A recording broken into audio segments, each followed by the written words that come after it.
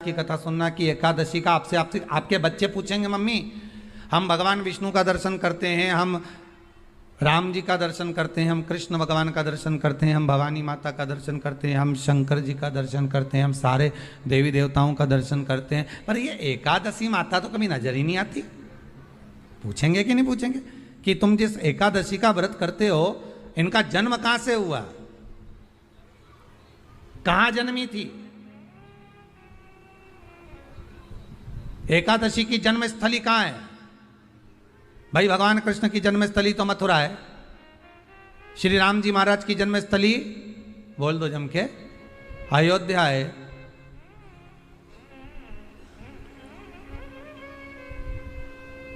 कोई आपसे पूछ ले कि एकादशी की जन्मस्थली कहां है तो आधे लोग तो बाल खुजाने में लग जाएंगे कि एकादशी आखिर पैदा कहां हुई थी, जन्म कहां लिया था, इसका जन्म हुआ कहां था, कहां जन्मी थी ये?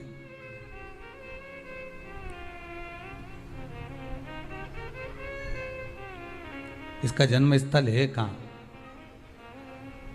और अगर मान लो जन्म स्थल एकादशी का है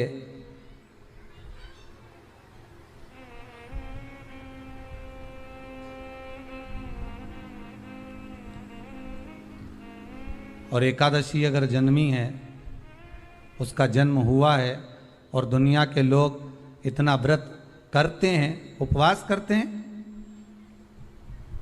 तो फिर इसका जन्म स्थल कहां होगा? तो कहा इसका जो जन्म स्थल है वो बद्रीनाथ। कहां पर है?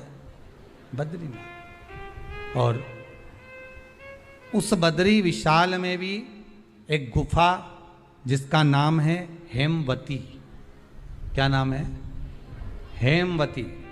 उस गुफा में एकादशी का जन्म स्थल है। बद्री विशाल में हेमवती गुफा जो 12 योजन अंदर प्रवेश करने जितनी है, 12 योजन की गुफा के अंदर, हेमवती के अंदर एकादशी का प्रागट्य हुआ था, एकादशी का जन्म हुआ था।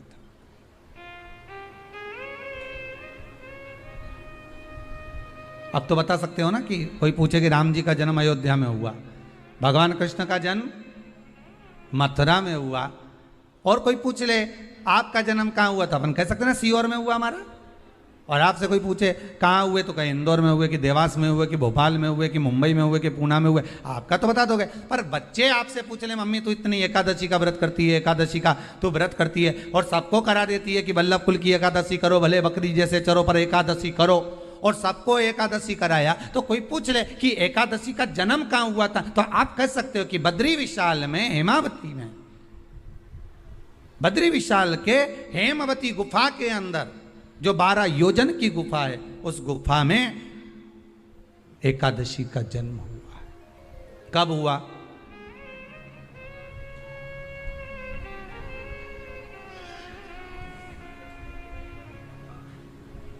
जन्म होने का कारण, राम जी के जन्म होने का कारण था रावण का संहार। भगवान कृष्ण के जन्म होने का कारण था कंस का संहार।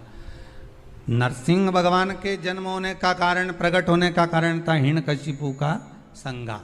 वराह भगवान के प्रकट होने का कारण था कि पृथ्वी को जल पर लाकर ठहराना, हिरण्याक्ष का संहार।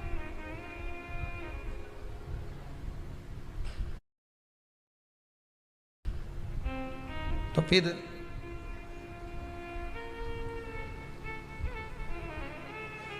इसके जन्म का कारण क्या है? तो कहा इसके जन्म का केवल एक कारण है। सतयुग में, अब एक और बात का बहुत ध्यान दीजिएगा महाराज, सतयुग एक बार नहीं हुआ कि तुम सोचो कि सतयुग के बाद में द्वापर, त्रेता आ गया, त्रेता के बाद द्वापर आ गया, द्वापर के बाद कलयुग आ। एक सतयुग नहीं है, एक त्रेता नहीं है, एक द्वापर नहीं है, ना जाने कितने कितने सतयुग निकल गए, ना जाने कितने कितने द्वापर, त्रेता, कलयुग, ना जाने कितने निकल गए।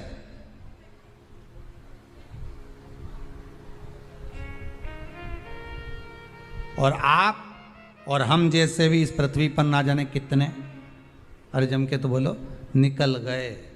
पृथ्वी वहीं की वहीं है, जिस मकान में रहते हो वो मकान भी वहीं की वहीं है।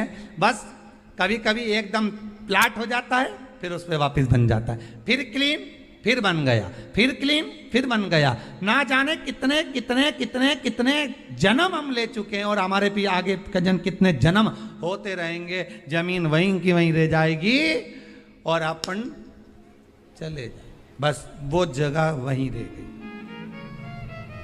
जो पहले परदादाजी की थी दादाजी को मिल गई, दादाजी की थी पिताजी को मिल गई, पिताजी की थी उनके बेटे को मिल गई, उनके बेटे से उनको बेटों को मिल गई। मिलते मिलते मिलते मिलते कब वो जमीन भी बिक गई समय की अवस्था में, फिर दूसरे की हो गई। और हम सोच कर रह गए कि ये हमारा है, हम इसके लिए लड़ाई करें, झगड़ा करें।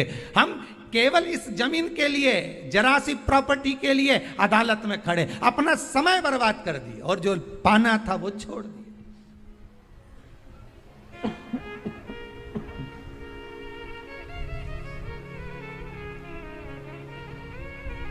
जो पाना था वो छोड़ दिया।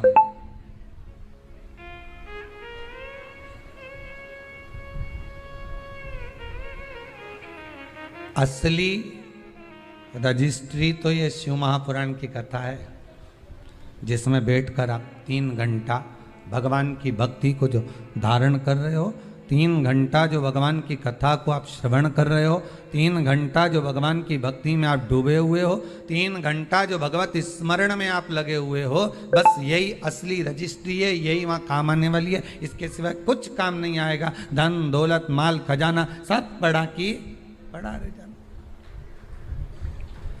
सब धरा की धरा।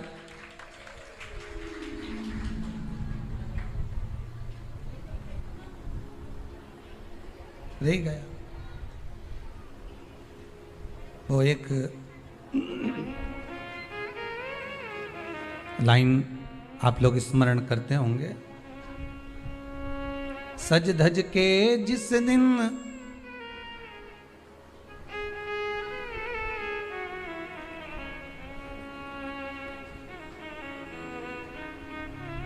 सज धज के जिस दिन मौत की शहजादी आएगी, न सोना काम आएगा न चांदी आएगा,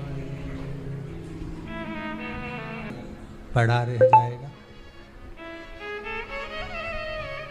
लॉकर में पड़ा की पड़ा है, अलमारी में धरा की धरा है। कपड़े भी सारे घड़ी बने की बने रखे, कपड़े भी धरे की धरे रह गए। न सोना काम आएगा न चांदी आएगी, न सोना काम आएगा न चांदी आएगी। सज धज के जिस दिन मौत की शहजादी आएगी, ना सोना काम आएगा ना चांदी आएगी, ना सोना काम आएगा ना चांदी आएगी। सब पड़ा रह जाएगा, धरा की धरा रह जाएगा, सब पड़ा की पड़ा रहे। सबसे पहला नियम एकादशी व्रत का सबसे पहला नियम है कि आप जिस दिन व्रत करो उसके एक दिन पहले भक्ति का संचार इस हृदय में कर लो। भक्ति का संचार इस हृदय में कर लीजिए। जिस दिन आप व्रत करो, जैसे एकादशी का व्रत कर रहे हो तो दशमी के दिन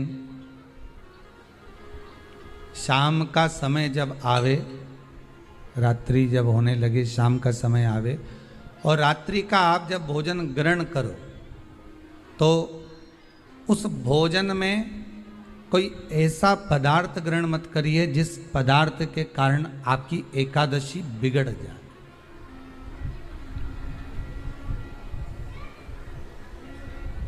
कोई बेकार भोजन हमें ग्रहण नहीं करना, श्रेष्ठ भोजन ग्रहण करिए दशमी के। और एकादशी का दूसरा नियम बहुत ध्यान से सुनिएगा। जिस दिन आपकी एकादशी का व्रत हो उस दिन प्रयास करिएगा कि अपने हाथ से किसी भी वृक्ष की कोई पत्ती टूटे ना।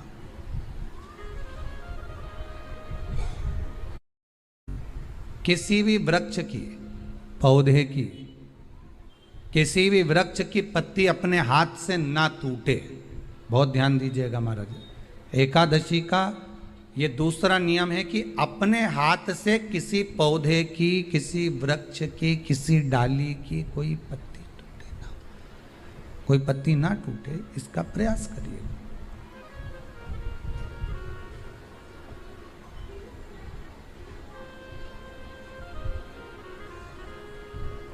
कितना सुंदर व्याख्यान कहा है, कितना सुंदर वर्णन है महाराज कि मात्र एकादशी का व्रत कर लेने पर, मात्र एकादशी का व्रत कर लेने पर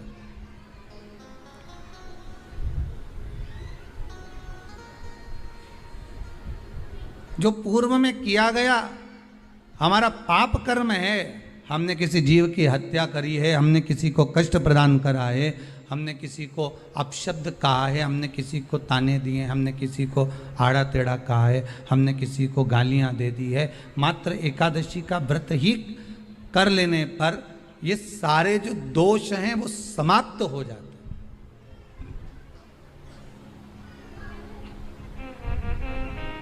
सारे दोष हमारे समाप्ति पर आ जाते हैं।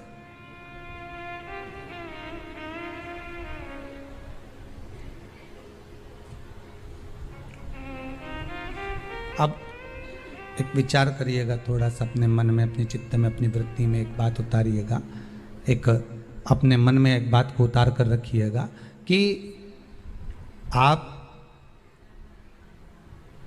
अपने पाप को, अपने पाप कर्म को जिस दिन छिन्न करने वाले हो, समाप्त करने वाले हो, अपने पाप को आप जिस दिन समाप्ति पर लेकर जा रहे हो, तो उसके एक दिन पहले आपको प्रसन्नता होना चाहिए कि नहीं होना चाहिए कि कल मेरा पाप कटने वाला है, कल मेरा पाप समाप्त होने वाला है,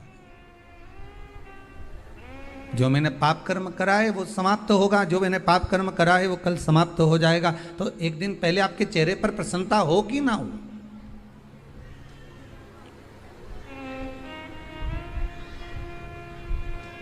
और चेहरे पर वो प्रसन्नता आपके आना चाहिए कि कल मेरा एकादशी का व्रत है, आज दशमी है, कल एकादशी का व्रत है, तो कल मेरी जब एकादशी का व्रत रहेगा तो मेरा ना जाने कितना कितना पाप, कितना असत्य, कितना झूठ, कितना प्रपंच वो समाप्त हो जाएगा। इसमें मुझे प्रसन्नता हो, इसमें मुझे आनंदता हो।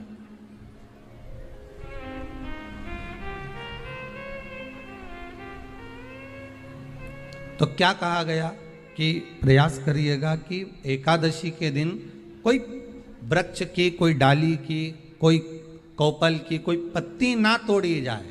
क्यों? तो कहा अगर उस पत्ती को हम तोड़ देते हैं, वृक्ष की पत्ती को या क्यारे में लगी हुई कोई डाली की पत्ती को हम तोड़ देते हैं तो एकादशी का पुण्य फल प्राप्त नहीं होता, एकादशी का कोई फल हमारे खाते में नहीं जाता। हर हर महादेव।